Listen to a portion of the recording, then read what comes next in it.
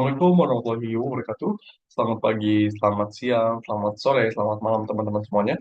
Di video kali ini kita akan belajar tentang struktur if dan looping pada mata kuliah pemrograman dasar.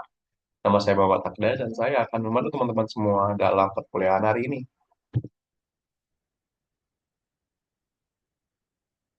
Kita mulai dari penjelasannya. Apa itu if? Struktur if digunakan untuk membuat keputusan dalam program. Nah, jika kondisi terpenuhi atau true, maka program akan menjalankan blok kode di dalamnya.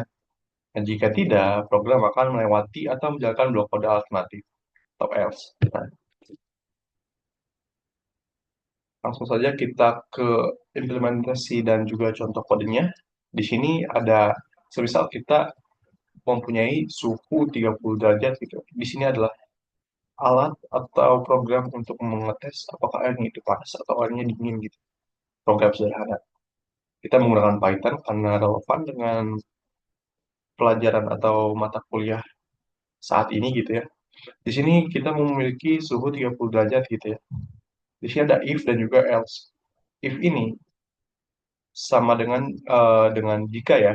Jadi kita menggunakan bahasa Indonesia aja seperti itu. Saya memiliki suhu 30 derajat. Nah, jika suhu itu lebih dari 25, maka output yang akan muncul adalah airnya panas. Nah, jika tidak, maka airnya dingin. Berarti yang dimaksud dengan tidak itu adalah ketika suhunya itu kurang dari 25, seperti itu.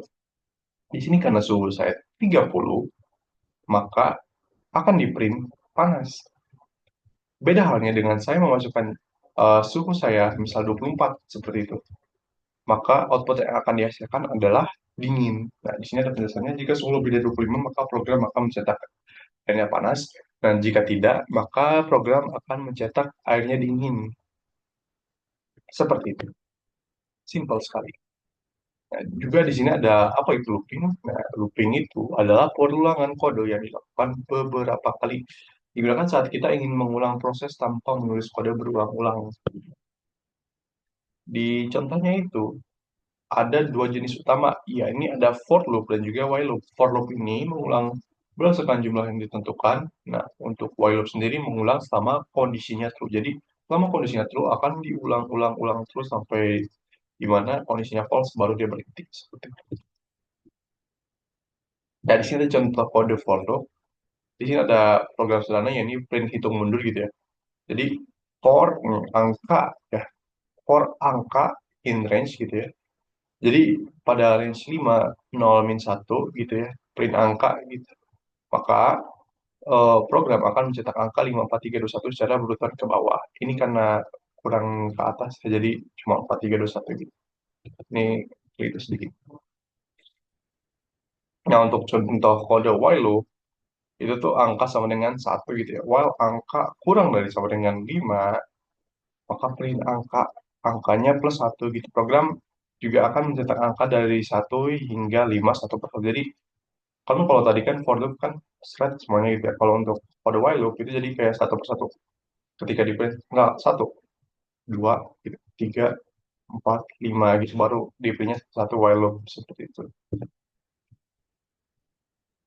Nah, kesimpulannya, struktur if digunakan untuk membuat keputusan berdasarkan kondisi.